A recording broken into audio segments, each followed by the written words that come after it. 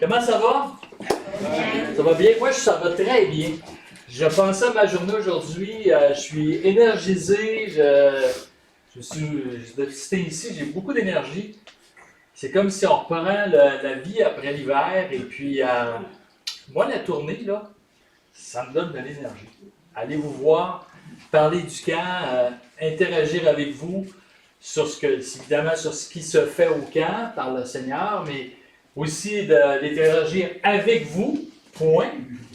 Voir du monde, revoir des amis, revoir des gens qu'on connaît, d'autres un peu moins, mais quand même c'est le fun. De prendre le temps de vous remercier encore une fois pour ce que vous faites pour le camp, vos prières, votre présence, vos dons. C'est super apprécié, important évidemment. Ça me permet de faire le point sur le camp, sur les activités du camp, sur l'année passée, sur ce qui s'en vient, et de partager la parole aussi, si vous le voulez bien, dans les prochaines minutes. On va se donner une petite heure pour tout faire ça, il n'y a pas de problème. J'imagine qu'il y a un pointeur quelque part. Si je veux faire avancer mon PowerPoint. Quelque part, il y a quelque chose qui doit apparaître à l'écran. Ah, c'est bon. Alors, je vous parle du camp et je commence avec les dernières semaines, les derniers mois d'hiver, où on a pu refaire nos activités hivernales après 3 ans. On sait que l'été passé était une été d'activités habituelles, mais 2020, donc les camps de neige, c'était quand même le fun de revoir les enfants au camp. Et on a terminé ça avec une cabane à sucre, où on a regroupé, annoncé pour les églises de la région, on était plus d'une centaine, donc ils sont venus au camp passer la journée. On a eu un dîner, de la cabane à sucre, des activités, des gens qui sont venus nous visiter de loin. C'est un moment où on a l'occasion d'inviter des gens croyants pour une rencontre sociale, brise-glace un peu, avec le milieu évangélique. Moi, j'ai mangé avec quelqu'un qui était le conjoint d'une dame, probablement que je n'aimerais pas, ça vous dit probablement pas par quelqu'un, mais en tout cas, ils ont eu un enfant ensemble. Lui, il ne voulait rien savoir que cet enfant-là vienne à l'église, mais elle aurait aimé venir à l'église. C'est une situation difficile dans le couple. Ils sont séparés maintenant. Mais elle a réussi à l'inviter au camp. Et j'ai mangé avec eux, j'ai pris le temps de jaser avec, d'essayer de mettre les choses, c'est sans trop expliquer les détails, mais de se présenter, dire qui on est. Et là, il va envoyer son enfant au camp l'été prochain. Et j'espère qu'il va avoir l'occasion aussi de venir à l'église. Donc, c'est des occasions brise-glace agréables, occasion de s'amuser, des vieux jeux. J'ai ressorti des vieilles affaires. C'est sûr qu'à la corde, on s'est encore une fois amusé. Toutes sortes de jeux bien simples, mais on a eu beaucoup de plaisir. Les camps de neige, c'est des enfants qui sont là, qui entendent l'Évangile, qui jouent dehors avec des moniteurs de qualité, notre glissade, notre ours polaire, la baignade de l'ours polaire. Oh. Alors ça, c'est avec les ados. Et je vais vous parler d'enseignants de qualité. Nous avons eu Annie Corriveau, une femme de Québec. La première fois qu'elle venait enseigner dans un camp, comme telle, elle avait fait une classe l'été passé, mais c'est une dame qui enseigne à l'école où vivent, professeur de formation. Donc c'était vraiment agréable d'avoir cette dame-là avec nous pour la première fois. Et les camps, donc ça c'est nos camps de neige. On a eu des activités du 23 décembre, oubliez la tempête de vent, là, disons que le 25 officiellement, 25 au 3 mars. Ça vous donne le délai, là. On a eu des activités durant toutes ces fins de semaine-là. Au camp, location, cadet, des familles, quelques familles là, qui sont proches du camp, donc ils sont venus. Et ça nous amène évidemment à l'été passé, après ça, avec des nouveaux visages aussi. Amélie Chabot, qui était directrice de camp, de famille avec nous. Des visiteurs de loin, les Ukrainiens. On a eu dans un camp de famille 2 familles ukrainiennes qui sont venues, qui sont logées actuellement à Québec. De voir des nouveaux directeurs aussi, peut-être que ça ne vous dit rien, mais moi, ces jeunes-là étaient sur mon équipe de staff en 2004. Alors, 3 enfants, maintenant père de famille, qui ont été sur le staff, mais après ça, moniteur. Ils se sont beaucoup impliqués dans les camps de basket. C'est Michael Carbonneau et son épouse Claudia. Mais maintenant, ils sont directeurs d'un camp de famille. Alors, c'est ça qui est le fun de voir les jeunes qui sont là. Nos camps de famille et nos camps en général avec l'animation. On a fait beaucoup de chants cet été. Je ne sais pas si, peut-être que ceux qui sont venus en ont entendu parler, mais c'est des chants avec des gestes, des appuis musicaux là, sur bande sonore. Et ça, Suzanne a travaillé beaucoup là-dessus. Et ça marche énormément. Les enfants aiment ça. Et ça, c'est durant un chant. Le staff vient danser avec les jeunes. Il y a des campeurs en bas. Alors, ça pogne énormément. Beaucoup d'animation avec nos comédiens qui ont... en tout cas, c'est des moraux, des gars de Québec, d'abord de talent. Ça, c'est la foule avec les sketchs. Une partie intéressante de nos camps, de nos feux de camp, c'est ces niaiseries-là que les jeunes font, qui permettent, en fin de compte, de créer un contact, d'ouvrir des portes. Moi, honnêtement, les sketchs, je me sens un peu vieux pour ça des fois. Puis, je suis là avec les gars, là, celui qui a une espèce de grande barbe, là, c'est Samuel Piché. Puis je disais à Sam, il est directeur lui, du programme. Je dis Sam, j'ai dit, on ne peut pas faire autre chose que des sketchs des fois. Tu sais. Il dit Pierre, si tu arrêtes de faire des sketchs, tu vas voir, tu vas avoir une révolte dans le camp. Alors, écoute, c'est ça. C'est une marque de commerce maintenant. C'est ces niaiseries-là qu'ils font. Les jeunes les attendent. Donc, c'était ça notre été. Beaucoup de camps. Tous nos programmes ont été là. Vous avez eu des camps d'ado avec 75 campeurs. Un peu moins de monde avec les petits. Je reviendrai tantôt. Et je termine tout ça avec le camp d'adultes. Ça, c'est votre camp, ça, à la TUC.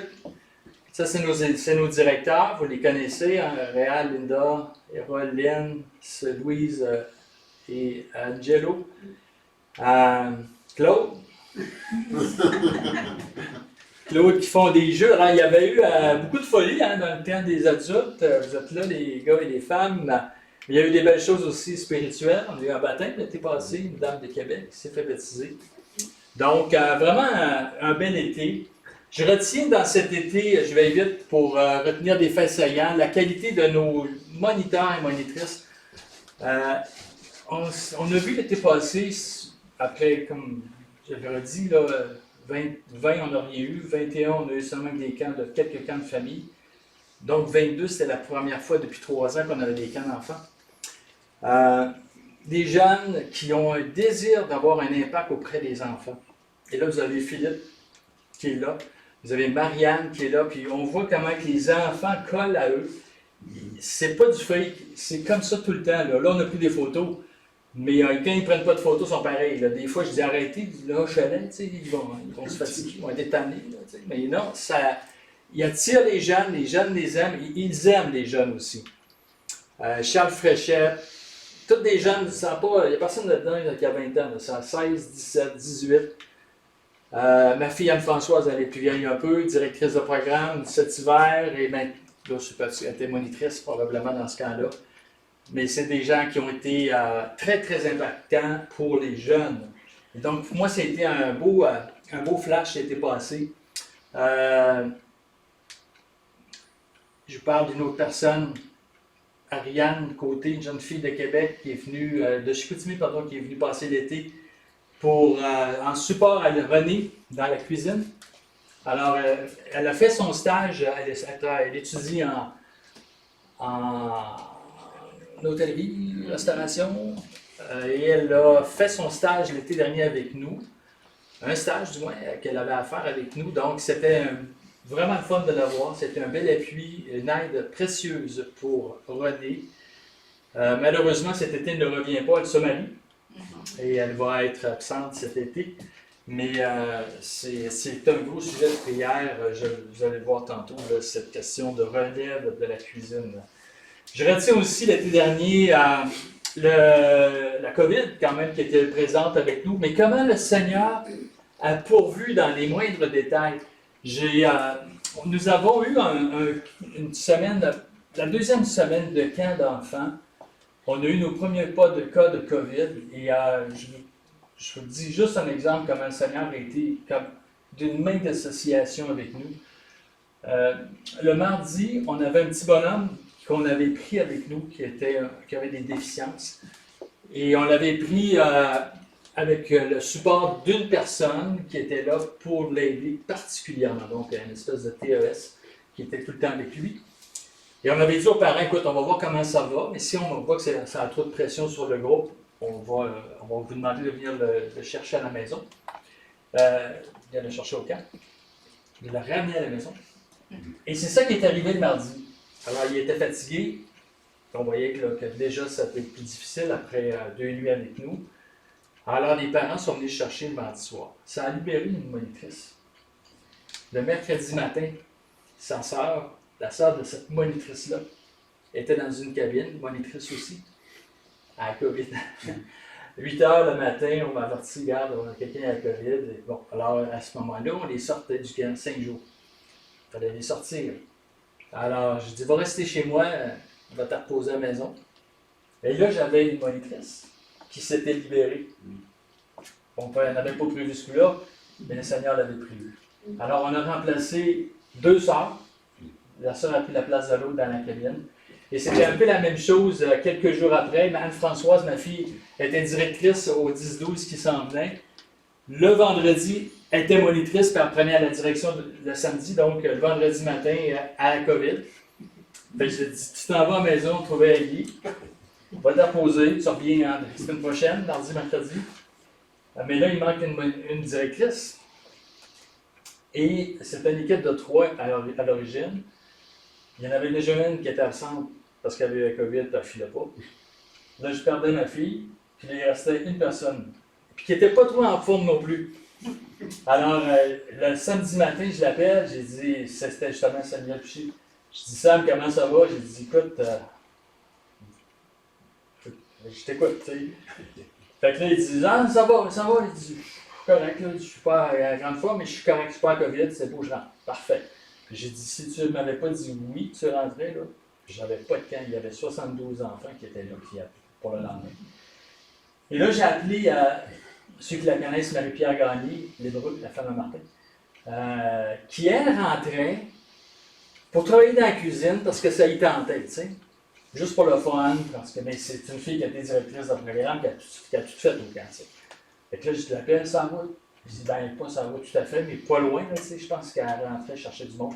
J'ai dit, tu veux-tu donner un coup de main à la direction avec Samuel? Ah, c'est sûr, je lui ai dit oui, tout de suite. Fait qu'on a rafistolé l'équipe à 2, puis Anne-Françoise est arrivée dans la semaine. Mais c'est sûr que quand c'est facile, c'était très exigeant pour l'équipe. Mais les enfants n'ont rien vu, eux autres. Là. Ils ont roulé, ils ont vécu une semaine comme si de rien n'était. Alors, le Seigneur a pourvu à chaque fois. C'était comme ça tout l'été. Il nous a amenés dans nos limites là, de fatigue, ça c'est vrai. Mais quand même, on a vu sa main d'association. Alors moi, j'ai vraiment apprécié ce clin d'œil du Seigneur. Qui vous dit, regardez, allez-y, faites tout ce que vous avez à faire, puis je suis avec vous. Alors ça, c'est pour moi, c'est important. Nouveau programme de formation aussi. Maintenant, nous avons élaboré on est encore en train de travailler dessus, c'est pas terminé. C'est quelque chose que vous ne voyez jamais au camp, là. Vous autres, quand vous venez, quand les adultes, vous ne voyez pas ça. Mais chaque samedi, maintenant, on a de la formation pour l'équipe qui rentre le lendemain. C'est obligatoire. On a un programme de formation. Au total, on veut l'élaborer sur de 20 à 30 heures. C'est demandé, exigé même par le gouvernement. Et ça nous amène énormément de travail de fond. Actuellement, cet hiver, il y a une équipe de 3 personnes qui travaillent à temps perdu, là, mais qui sont là-dessus, des gens de formation qui sont en train d'élaborer ça. On a un canevas, on sait où on va, mais il faut produire le matériel. Et vu que nous, c'est bénévole, on n'est pas en mesure de payer les jeunes pour qu'ils viennent une semaine avant, comme ça se fait ailleurs, pour qu'ils soient formés pendant une semaine. Donc, notre formation va être sur des plateformes Internet, qu'on a déjà commencé à distance. Mais malgré cela, il faut qu'il y en ait directement au camp, ne serait-ce que pour les nouveaux qu'ils voient les lieux, leur parler des environnements plus dangereux, comment utiliser certains équipements, etc. Des choses très pratiques, mais qui, pour l'équipe de direction, mais nous autres, ça nous a mis une autre couche là, sur notre travail. C'était comme ça tout l'été passé. Mais on n'est pas sur le travail. Alors, je vous amène déjà en 2023. Je vous donne les programmes de cet été. C'est presque à copier-coller de l'année passée. Nous avons ajouté, j'ai dit je l'ai ajouté parce que je l'ai mis en foncé, là. On a ajouté une semaine, oui, une classe nature. Une semaine de classe nature, ça c'est des accueils de groupes d'école, des classes d'école, qui viennent passer une journée au camp. On en a du Saguenay qui venait déjà, on a fait juste étendre un peu l'offre, et même on en a 2 de Québec, on a 80 enfants qui vont venir de l'école où ils passer une espèce de 24 heures au camp. Là. Ils vont coucher, ils vont visiter des choses de Saguenay. Donc ça, vous avez ça un peu partout, site web, etc. Il reste de la place pour les camps d'enfants. Il ne reste plus de place, sauf en camping, pour les camps d'adultes, camps de famille. Et pour les camps d'enfants, j'ai des camps qui sont pleins déjà. Mais il reste des places aussi. Alors, si vous avez des jeunes que vous connaissez, gênez-vous pas, il y a de la place. J'ai envoyé des flyers, là, si vous en avez plus, on peut donner ça à des contacts que vous avez. Là. Ça se donne bien. Vous avez le résumé des programmes de camps d'enfants sur ces flyers-là. Sujet de prière 2023. Pour notre voyage en Suisse, nous allons aller en Suisse à partir de la fin du mois pour 3 semaines, 2 semaines et demie. François Fréchette, moi, Suzanne, Louise, l'épouse de François, devait venir, mais elle a un petit problème de santé, ça fait qu'elle va rapporter. On y va pour une raison. La raison première, c'est une rencontre familiale là-bas en Suisse, mais on en profite pour François et moi pour parler de l'œuvre au Québec. On est attendu dans les églises là-bas. Ils veulent prendre des nouvelles, puis on va y aller dans ce sens-là. La Rive-Sud a des projets. Allô? La Rive-Sud, quand je dis la Rive-Sud, c'est l'Assemblée de la Rive-Sud, Lévis, Saint-Jacques-Chrysostome. Alors, eux ont des projets, Carl Brochet a des projets, mais on y va surtout pour parler de l'œuvre en général, lancer l'appel pour l'intérêt pour la Suisse envers ce qui se passe au Québec. Je l'ai changé aujourd'hui parce que j'avais prié pour certains enseignants qui manquaient. Et depuis 2 semaines, tout a été réglé. Alors, c'est un sujet de reconnaissance. Les directeurs sont tous trouvés. Les enseignants sont tous trouvés. Cas d'adulte, vous savez c'est qui? C'est Bertrand Léo, qui revient. Alors, on a tous nos prédicateurs pour tout l'été et les directeurs pour tout l'été. Cependant, il y a des gros trous encore dans le personnel, cuisine. Il me reste, j'ai travaillé là-dessus aujourd'hui avec Suzanne, je voyais qu'on avait des trous, moniteur, monitrice. Alors ça, là, c'est important. On prie pour ça. On prie pour tout l'ensemble du personnel aussi. Je vous invite à prier fort pour ça.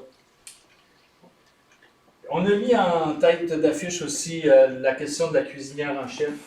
J'ai parlé d'Ariane Côté tantôt. Alors, nous voulons la remplacer cet été. Ça peut être à coup de 2 semaines, à coup de 3 semaines. On va voir quelqu'un qui soit à l'aise pour travailler dans la cuisine, diriger l'équipe, puis en même temps appuyer René. René reste là, mais elle a besoin d'appui. Et pour nous, c'est une question presque obligatoire d'avoir maintenant cette personne-là. On est une équipe qui vieillit. Alors, on a besoin de ces gens-là, de ces jeunes ou moins jeunes, qui viennent appuyer le travail dans la cuisine. Alors, prier pour ça, c'est un sujet super important. On invite les campeurs aussi à venir. Comme j'ai dit tantôt, il reste quelques places, donc gênez-vous pas. Il y a de la place encore. Et on prie pour notre projet de la future chapelle. Je vous fais un petit update là-dessus. Nous sommes en campagne de financement officiellement depuis quelques semaines. Ce que vous avez ici, là, je ne l'ai pas apporté avec moi parce que c'est un peu gros. J'aurais eu la cache en arrière. C'est notre baromètre. C'est une espèce de thermomètre ou en même temps une motivation à donner, c'est un casse-tête, tout simplement de la photo de la chapelle, du bâtiment qu'on veut avoir du roulant. Et donc, il y a une offre de donner là, pour acheter des morceaux de casse-tête. OK? C'est ça l'idée. Alors, actuellement, on a 250 000 de ramassés. Au niveau des opérations, les plans, tout ça, on est rendu à aller à la municipalité pour aller chercher le permis. Moi, il ne va pas tout de suite. On attend. Alors, les plans sont avancés. Les ingénieurs ont passé sur nos plans. Ils vont avoir des tests de sol ce printemps pour les fondations. Mais tout ça est aligné, ça roule bien. Mais là, ce qu'on attend, c'est avoir suffisamment d'argent pour lancer le projet. Et je vous annonce que moi, dans ma tête, là, c'est sûr que c'est toujours du roulant, mais l'automne 24, je parlais de l'année passée, peut-être 23, mais automne 24, c'est la date qu'il faut que ça parte. Alors, on irait en appel d'offres au printemps 24. Un projet d'un peu plus d'1 million, mais qu'on peut faire en étapes. Donc, on ne pourra pas tout le faire en étapes, mais on peut faire certainement une première étape. Il va quand même coûter plusieurs centaines de milliers de dollars, là. Mais au moins qu'on ait une bâtisse pour être capable d'opérer. Un toit, 4 murs, installé là, avec les revêtements, même si ce n'est pas fini dedans, on peut accueillir quand même nos capables. Alors, je rappelle un peu le projet, qu'est-ce que c'est? C'est un amphithéâtre avec différentes fonctions. Sur le bord de la plage, vous avez l'environnement, là, le feu de camp, donc un auditorium qui peut accueillir jusqu'à 225 personnes. On peut la configurer de différentes façons. Avec salle de bricolage en haut, garderie, costumier, petit salon, terrasse qui donne sur le lac, avec vue sur le lac. Donc ça, c'est grosso modo la bâtisse là, qui va être reconstruite. On est dans les plans de construction actuellement. Quand je vous parlais de plans tantôt, ça c'est des croquis, c'est des dessins. Tout est fait à l'échelle, tout est fait comme ça devrait être fait. Mais là, on est dans les plans vraiment techniques de ça. Donc, ça va? Alors, il est 7h25. On va maintenant s'arrêter et ouvrir la parole de Dieu, s'encourager avec une thématique qui m'est venue assez naturellement cet hiver.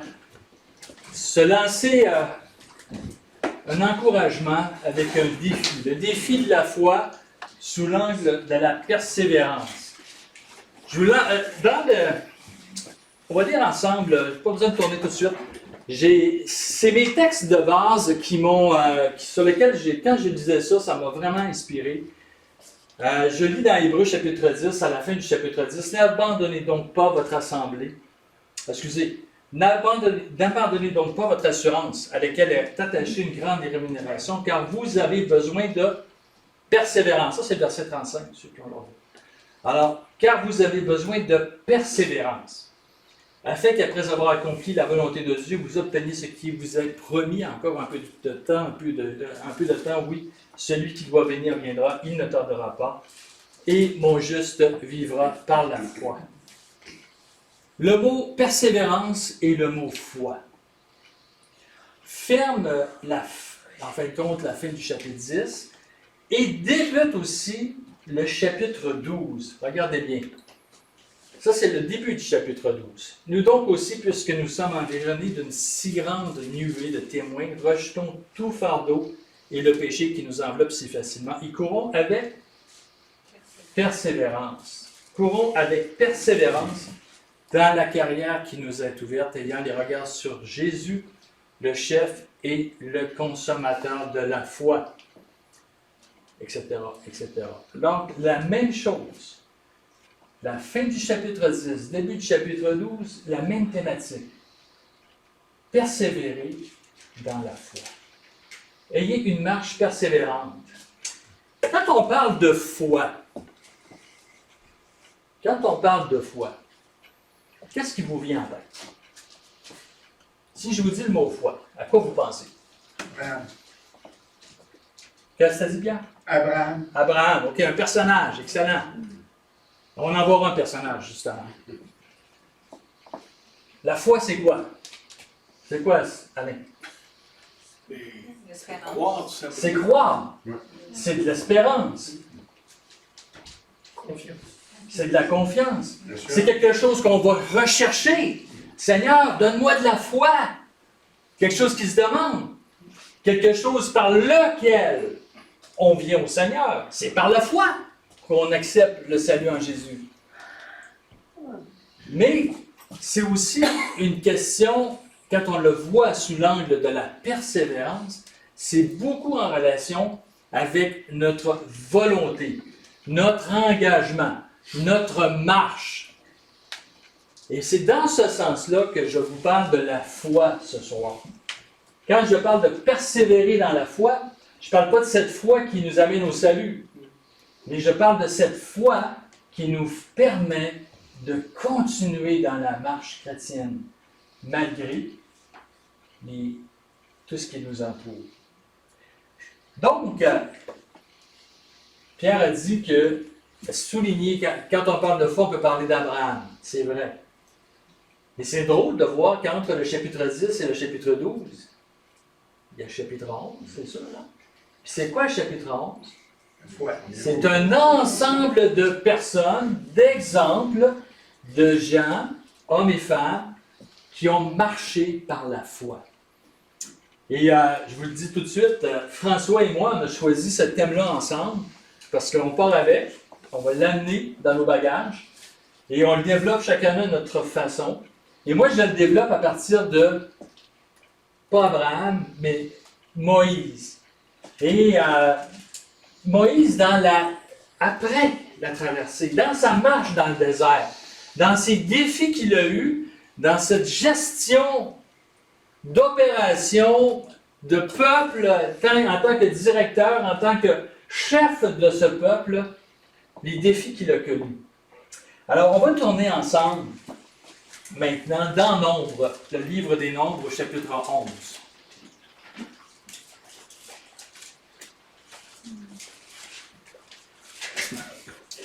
Nombres au chapitre 11.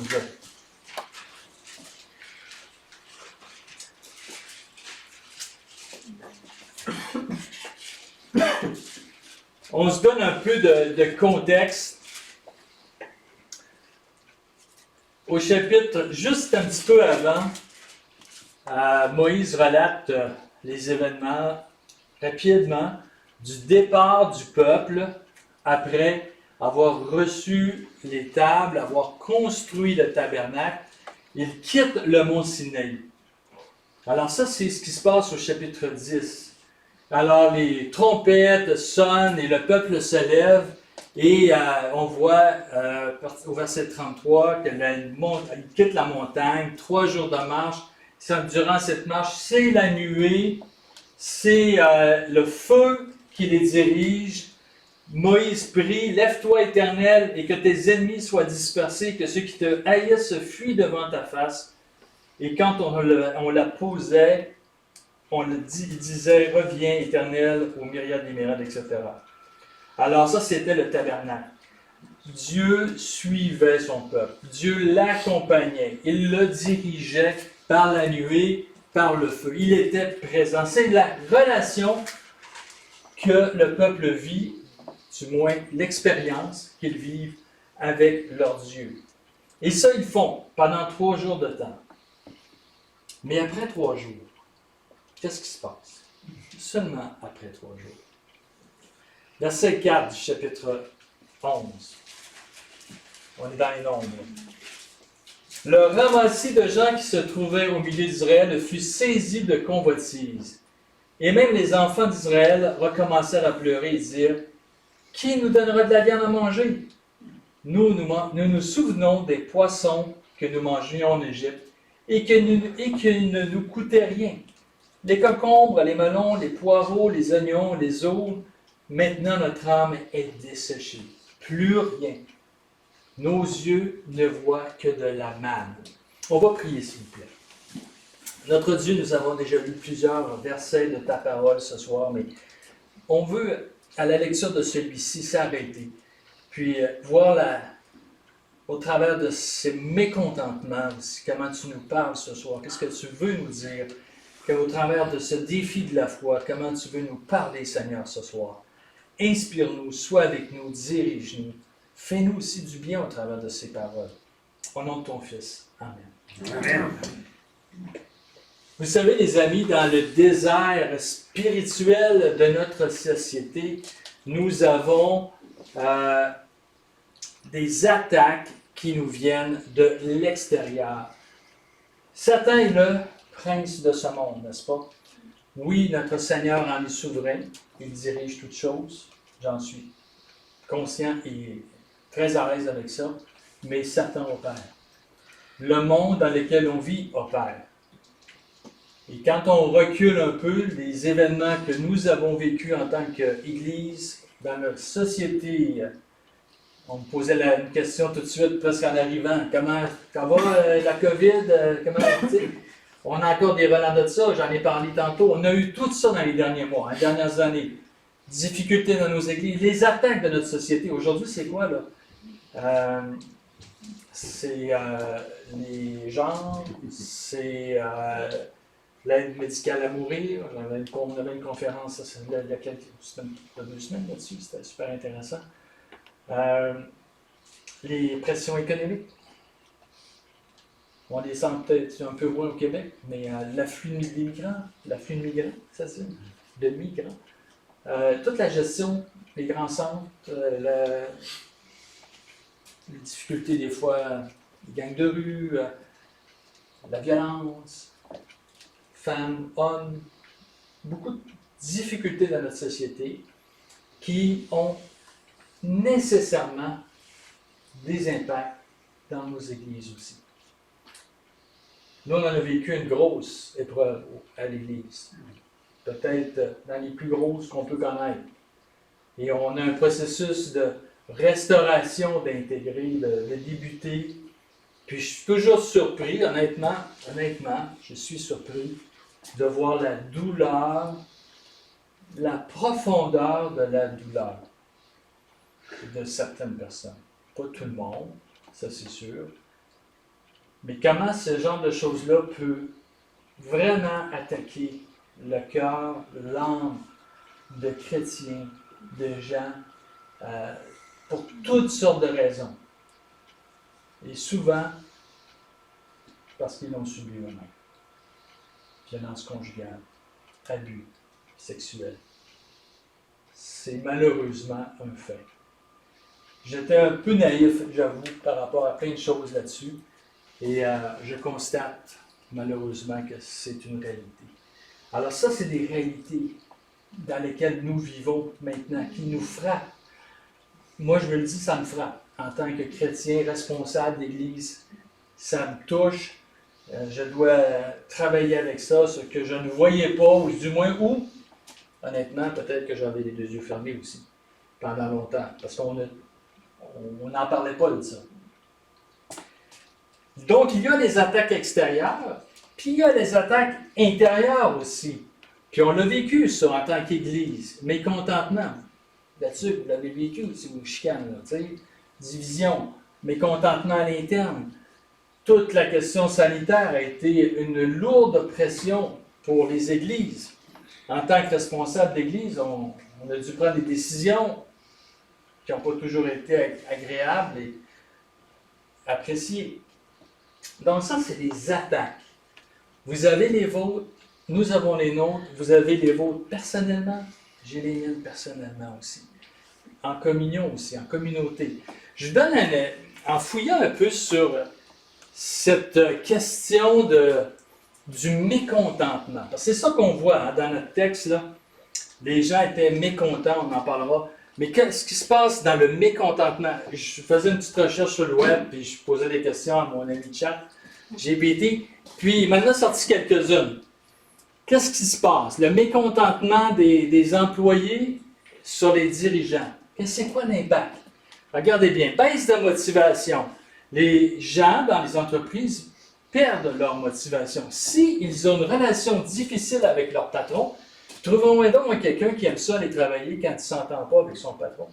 Quand il ne sent pas que son patron répond fait la job ou répond à ses attentes, c'est pas facile d'aller travailler. Est-ce que vous pensez que c'est facile de venir dans une église quand on n'a pas confiance à nos dirigeants? Quand on pense qu'ils ne sont pas bons, ça peut aller là. Perte de confiance, baisse de motivation, conflit interne, évidemment, chicane, on se parle de ça dans les corridors, on se parle de ça dans les foyers, mais on ne va pas voir les bonnes personnes pour en parler. Vous comprenez la dynamique? Perte de talent, ça veut dire quoi, ça? Les gens qui ont travaillé dans des entreprises, perte de talent, ça veut dire quoi, Pierre? On ne met pas à profit ce qu'on devrait faire. Pas juste ça, c'est que tu perds tes meilleurs. Tu perds tes meilleurs éléments. Parce que si toi, là, tu ne donnes pas le rendement en tant qu'employé, en tant qu'employeur, responsable, tu ne réponds pas aux besoins de tes employés, ben, tu vas perdre tes meilleurs éléments. Parce qu'eux autres, ils vont trouver des patrons, des compagnies qui vont répondre à leurs besoins. Et vous savez, c'est la même chose dans une église locale. Il ne faut pas aller loin là, pour trouver une église locale qui répond à tes besoins. La première est chez vous. Tu ouvres ton Internet.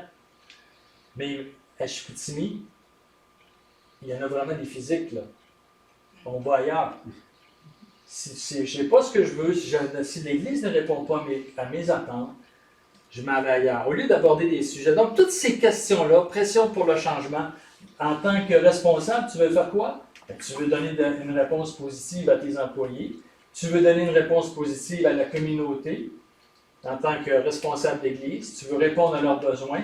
Et là, on peut faire des erreurs. On va prendre des décisions trop rapidement, impulsivement. Donc, et on va faire des erreurs. Donc, ça amène un paquet de choses dans nos églises. Toute cette. À l'interne, je vois juste à l'interne. On a des réactions émotives, on a des réactions impulsives, et on a, comme j'ai dit, un mécontentement. Je reviens dans notre texte, verset 4.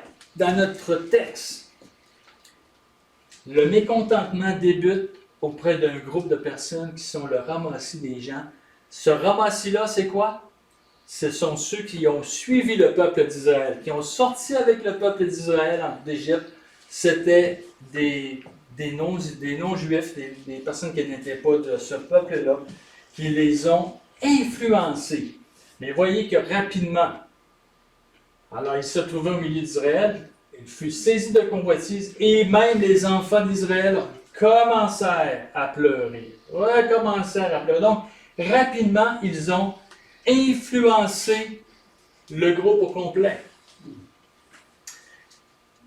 Après 3 jours, vous oubliez ça, 3 jours. Puis c'est quoi leur critique? Essentiellement, ils critiquent quoi? La bouffe. C'est pas bon ce qu'on mange. Je peux comprendre qu'on a besoin de retrouver le comfort food, là, la nourriture de maman, de temps à autre, mais de là à virer la cabane à l'envers, la cabane à l'envers à cause de ça, c'est autre chose. Eux, ils vont le faire. Alors, essentiellement, ils critiquent la variété de l'alimentation. Hein, ce qu'ils mangent maintenant versus ce qu'ils mangeaient en Égypte. Ils sont tellement insatisfaits qu'ils regardent au passé, hein, qu'est-ce qu'on mangeait en Égypte, en oubliant ce qu'ils subissaient comme épreuve. C'était des esclaves, mes amis, qui mangeaient des coups chaque jour pour travailler. Et ils sont en train de l'oublier. Alors, tout de suite, quelques applications. Il faut faire attention à ne pas se laisser entraîner par les gens qui voient tout en noir. Dans un groupe comme vous êtes actuellement, à une vingtaine de personnes, 30 personnes peut-être avec les enfants le dimanche matin, il faut faire attention au bruit qui sort tout le temps. Il faut être au-dessus de ça. Puis en même temps, il faut savoir les écouter. Parce que des fois, là, le bruit, le murmure, là, la personne qui chiale tout le temps, là, qui a tout le temps quelque chose à dire, là, ben, elle parle pour tout le monde. Connaissez l'exemple du pinson dans les mines de charbon? Oui, je vois des oui. Non? Les mineurs. avait dans des cages, descendait avec des pinsons ou des. Hein? Un autre, un oiseau dans le même genre. Descendait dans les mines, et ces oiseaux-là ont une sensibilité particulière pour détecter le soufre. Et lorsqu'ils sentaient le soufre, ils chantent. Ils chantent. Et là, les gars, ça voulait dire, on sort de ça. C'était le son de l'alarme avant qu'il y ait une explosion. OK? Il y a certaines personnes, les amis, qui sont nos pinsons. Ça, en tant que leader, là, il faut savoir reconnaître ces personnes-là. C'est souvent ceux qui viennent nous voir avec une petite critique ou un commentaire qui, des fois, est fatigant. Mais il y a quelque chose, des fois, dans le fond, derrière ça, qu'il mérite notre écoute. Puis en même temps, il ne faut pas non plus se laisser entraîner, emporter par tout ce qu'on entend de négatif. Parce que vous allez finir en déprime, je vous le dis tout de suite. Là, vous allez voir que nous, on est une église de 180, là, pas loin de 200 maintenant. Là. Les commentaires, le spectre est très large. Il faut savoir diriger au travers de tout ça. Deuxième application. Il faut reconnaître que notre attitude personnelle, ça je parle à vous là, personnelle, a un impact majeur sur l'ensemble du groupe et sur les dirigeants. Vos commentaires, les amis, ont un impact sur le groupe. Ce que vous dites, ce que vous pensez, si c'est positif, si c'est encourageant, vous allez être des personnes qui vont encourager. L'inverse, vous allez démobiliser, vous allez décourager le groupe et certainement aussi vos dirigeants. Troisième, il faut attendre la toute suffisance de Dieu. Il faut se contenter de ce que le Seigneur nous donne. Est-ce que le Seigneur était prêt à leur donner plus que de la manne? Certainement. Certainement. Ce n'était pas un problème pour le Seigneur de leur donner plus que de la manne. Mais il faut savoir attendre ce qu'il nous donne et aussi demander, on va le voir tantôt, d'une façon correcte. Dernière application que je vous laisse. Le passé n'est pas synonyme d'une plus grande spiritualité. Ces hommes et ces femmes qui étaient sortis d'Égypte, les plus vieux, ils se rappelaient comment c'était dans le bon vieux temps. Mais ce n'est pas parce qu'ils étaient plus spirituels. Non.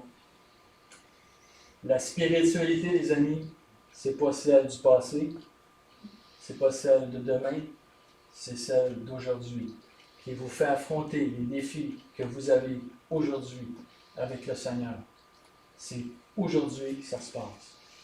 Si vous pensez comment c'était il y a 20 ans là-dessus, comment c'était il y a 20 ans à Chicoutimi, il y a 30 ans à Chicoutimi, bien, on s'aperçoit vite que c'était peut-être mieux, mais il y a plein de choses qui n'étaient certainement pas mieux non plus.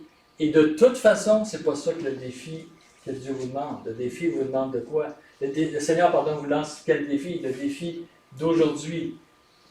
De prendre vos responsabilités aujourd'hui. De faire en sorte que cette Église fonctionne aujourd'hui. De faire en sorte que cette Église a un rayonnement, un impact là-dessus aujourd'hui. Pas il y a 20 ans. Aujourd'hui.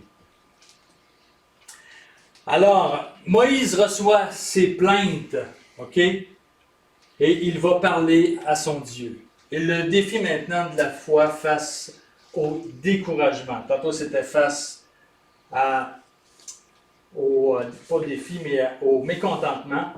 Et là, c'est le découragement. Notre ami Moïse, comment il est? Verset 10. Moïse entendit. Alors, il entend. Est-ce que le peuple qui pleure, chacun dans sa famille, et à l'entrée de sa tente. Et la colère de l'Éternel s'enflamma fortement. Moïse fut attristé, et il dit à l'Éternel, « Pourquoi affliges-tu ton serviteur? Pourquoi n'ai-je pas trouvé grâce à tes yeux, que tu as mis sur moi la charge de tout ce peuple? Est-ce moi qui ai conçu ce peuple? Est-ce moi qui l'ai enfanté pour que tu me dises, porte-le sur ton sein comme la nourrice porte un enfant jusqu'au pays que tu as juré à ses pères de lui donner? Où prendrai-je de la viande pour leur donner? Où prendrai-je de la viande pour la donner à tout ce peuple? Car ils pleurent auprès de moi, en disant, donne-nous de la viande. Je ne puis pas, à moi seul, porter tout ce peuple, car il est trop pesant pour moi. Plutôt que de me traiter ainsi, tue-moi. Je te prie, si j'ai trouvé grâce à tes yeux, et que je ne vois plus mon malheur.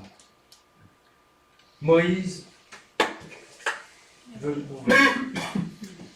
Donc, la réaction de Moïse, elle est évidemment très personnelle. Hein? Il prend tout sur ses épaules, en même temps qu'il rend l'Éternel responsable de ce qui lui arrive, de sa situation à lui.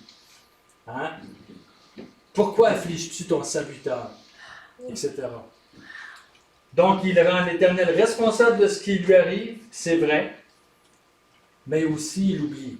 Il oublie que l'Éternel peut l'aider dans cette situation-là. Et je n'irai pas parce que je n'ai pas le temps, mais je vous invite à comparer cette prière, cette intercession de Moïse au chapitre 11, je la relisais encore aujourd'hui, avec celle du chapitre 14, après le retour des espions. Là. Il va aussi intercéder pour le peuple. Et là, il n'utilisera pas du tout les mêmes mots, ce ne sera pas le même ton. Il va placer l'Éternel face à un défi. Il dit, c'est ton nom qui est... Il va travailler d'une façon différente et c'est complètement une autre atmosphère. Mais là, c'est comme si tout est sur lui, repose sur lui. Alors ici, il est découragé, attristé, affligé. Il se sent carrément dépassé par les événements. La charge de travail est trop grande. Et, je l'ai dit, il demande même la mort.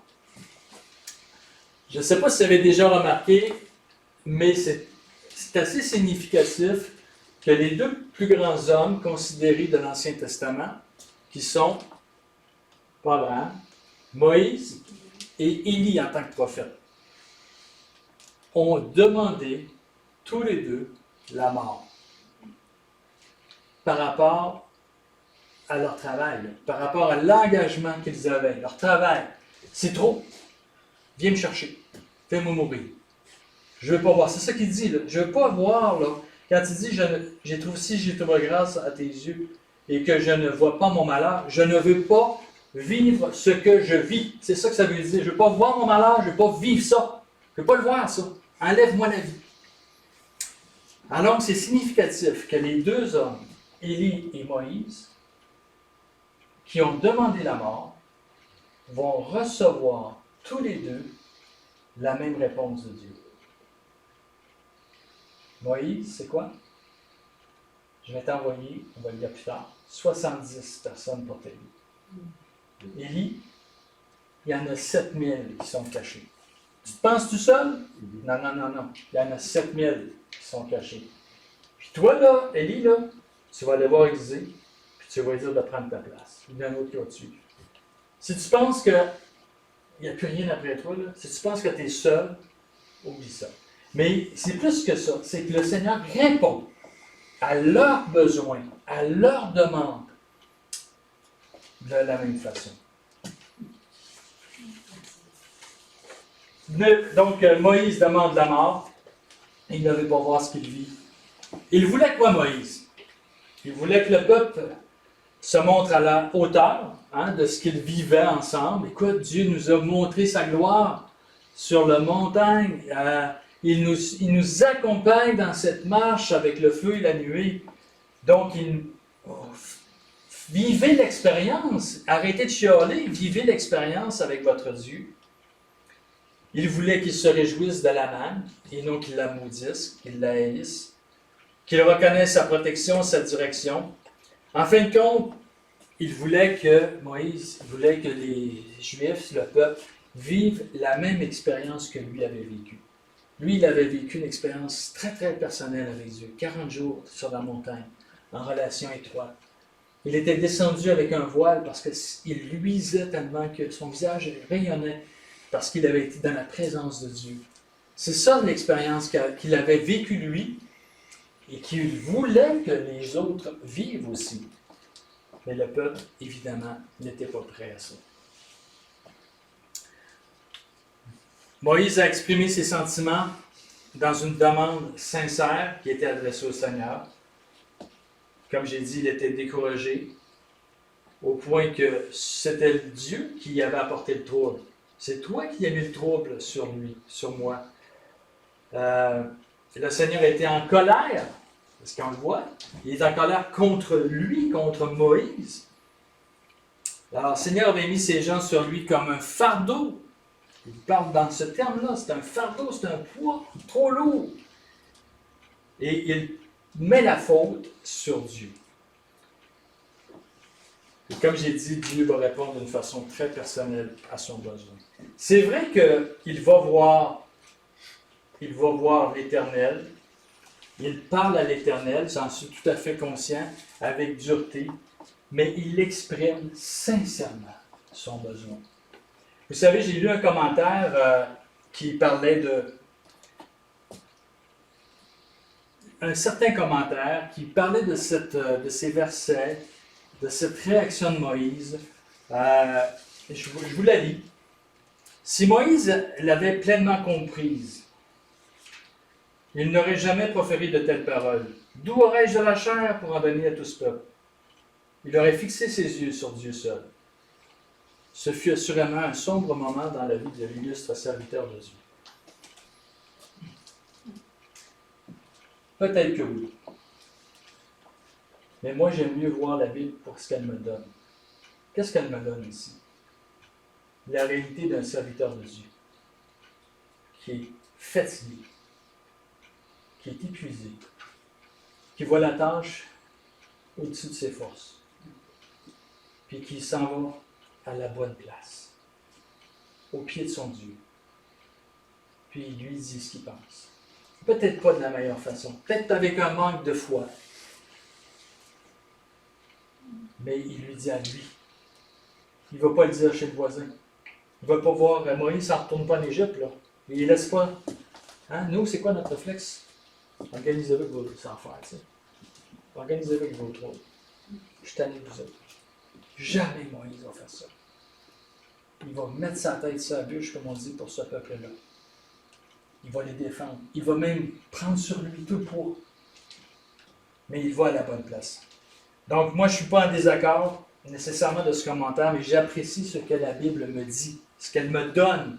Puis ici, c'est un homme de Dieu qui se présente dans sa faiblesse, un manque de foi, qui va blâmer son Dieu pour cette situation, mais qui se tourne justement vers son Dieu. Il va à la bonne place. Moïse agit avec humilité. C'est certainement une grande leçon ici. Une humilité personnelle. Et il croit que Dieu va s'occuper aussi de cette situation-là. Je te la laisse. Je ne veux plus m'en occuper. C'est toi qui vas le faire. Dernier point rapidement, c'est un peu la conclusion. Ah oui, tiens. J'oubliais comment. Nous, ces 70-là, je fais une application ici. Une illustration, plus qu'une application. Ça veut dire quoi, Cambrochet? C'est pas parce que je veux mourir, alors. Je veux pas mourir. Mais on est à la limite aussi de ce que nous, en tant que groupe, on a amené quand les gens avec qui je travaille ont 70 ans passés. On a 60 ans, 6 ans et mois maintenant. Alors, on est à l'étape qu'il faut commencer sérieusement à penser à d'autres qui vont venir nous prendre une place. Et on a crié à Dieu d'une certaine façon. C'est quelque chose sur lequel on prie depuis longtemps.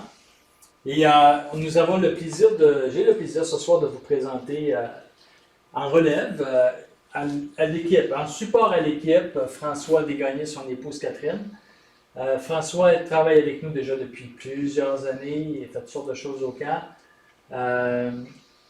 Et l'été prochain, ils vont passer 10 semaines au camp. François travaille, il a une pelle mécanique camion, c'est un opérateur de machines lourdes avec sa propre compagnie. Il a du travail tout le temps. Et l'été prochain, il va mettre sa pelle sur le bord du chemin pendant 10 semaines et il s'en vient au camp. Donc, nous allons le supporter financièrement. On a eu les fonds pour ça. Et c'est un pas de foi qu'il fait de nous accompagner. Ça vient, François va être un aide pour moi, pour Renaud. Il va vraiment prendre en charge le staff. OK, ce que je faisais. Il va prendre en charge le staff. Je vais continuer à m'occuper de l'administration, relation avec la clientèle, tout ça. Puis je vais travailler avec l'équipe aussi. Puis on va essayer de prendre une journée de congé par semaine. C'est pas sûr, mais on va essayer de baisser un peu le rythme. Et travailler avec François là, qui nous appuie là-dedans. On est très très bénis d'avoir François déjà avec nous. Il est présent, il est diacre à notre église. François est un gars qui a fait plusieurs années au camp. Il était missionnaire en Haïti. 2 ans après le tremblement de terre, en 2011, il est allé aider là-bas. C'est quelqu'un de très, très, très agréable. Très agréable. Donc, on est bénis de l'avoir. Je vous présente quelques-uns de ces 70, mais ce sont tous des jeunes que je vous présente pour ce soir. Daniel Saint-Jean, c'est le monsieur avec la belle boutonnière. C'est à son mariage l'été passé. Daniel, c'est lui qui a fait les plans.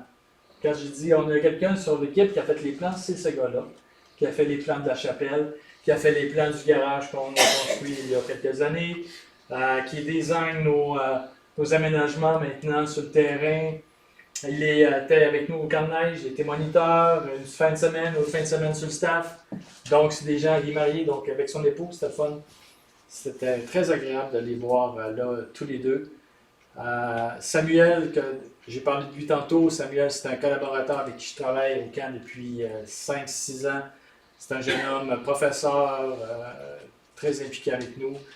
Maxime et son épouse Émilie Mathieu.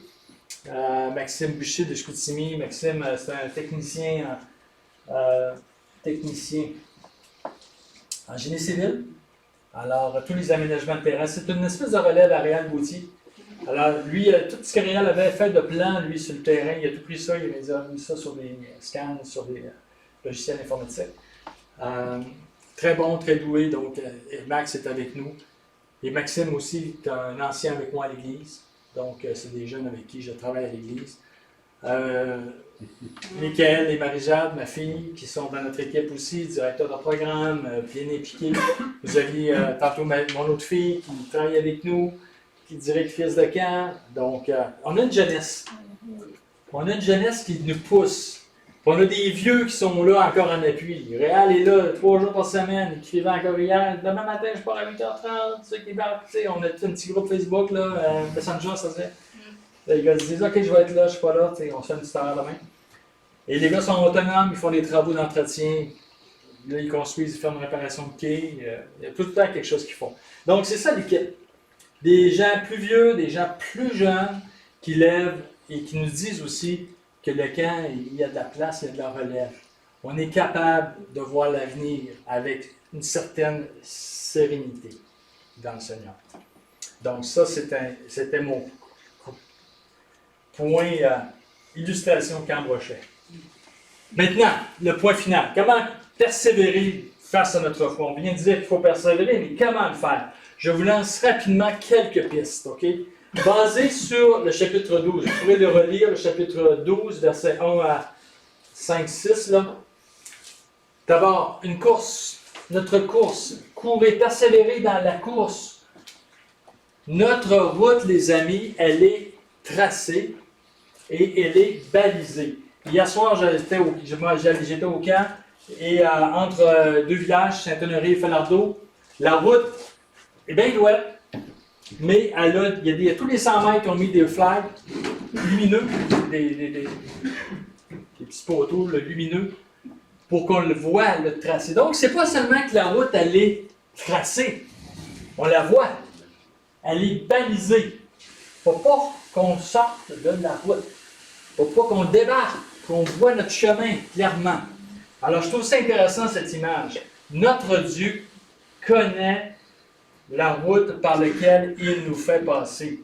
Vous savez, il y a une chose sur laquelle nous, généralement, on n'aime pas, c'est toutes les incertitudes, ce qu'on ne sait pas. Qu'est-ce qui va arriver? Nos inconnus. Mais dites-vous que nos inconnus, à nous, ne sont pas inconnus de Dieu.